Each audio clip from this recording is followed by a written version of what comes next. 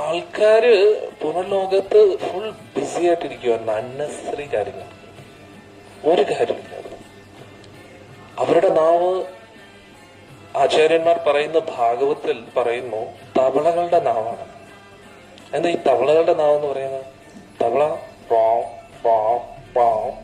Sound ഉണ്ടാക്കിക്കൊണ്ടേയിരിക്കും. അന്നേരം വേറെ ഏതോ വഴി പോകുന്ന പാമ്പ് കറക്റ്റ് GPS കിട്ടും എവിടെ, ഗൂഗിൾ മാപ്പ് അന്വേഷിച്ച് കറക്റ്റ് ആയിട്ട് ലൊക്കേഷൻ ഫൗണ്ട്, എന്നിട്ട് you have reached your destination. അകത്തോട്ട് ഏതോ വഴി പോകുന്ന പാമ്പാണ്. അന്നേരം അതേപോലെ അനാവശ്യമായിട്ട് ഇങ്ങനെ വാചം അടിച്ചുകൊണ്ടിരിക്കുന്ന ആൾക്കാർ എന്ത് പറ്റും? അവസാനം കാലന്റെ വായിക്കകത്ത് പോകും. കാരണം ഒരാൾക്ക് എത്ര സംസാരിക്കണോ എന്നതിന് ഒരളവുണ്ട്, എത്ര ശ്വാസോച്ഛ്വാസം എടുക്കണമെന്ന് ഒരളവുണ്ട്. മനസ്സിലായില്ലേ? അന്നേരം വാചം അടിച്ചോണ്ടിരിക്കുമ്പോ ശ്വാസം ഇങ്ങനെ പൊയ്ക്കൊണ്ടിരിക്കുകയാണ്. മനസ്സിലായില്ലേ? എനർജി പൊയ്ക്കൊണ്ടിരിക്കുക, ടൈം പൊയ്ക്കൊണ്ടിരിക്കുകയാണ്.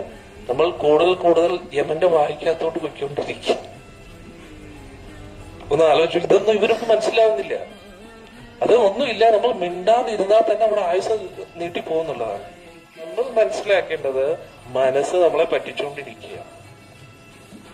പുറം ലോകത്തുള്ള വ്യക്തികൾക്ക് ഒരു തളർച്ചയില്ലാതെ ഇത്രയും കണ്ടിന്യൂസ്ലി സംസാരിക്കാമെങ്കിൽ നമുക്ക് എന്തുമാത്രം ജപിക്കാം, എന്തുമാത്രം ഭഗവാനെ കുറിച്ച് പറഞ്ഞുകൊണ്ടിരിക്കാം എന്നാണ് നമ്മൾ മനസ്സിലാക്കുന്നത്.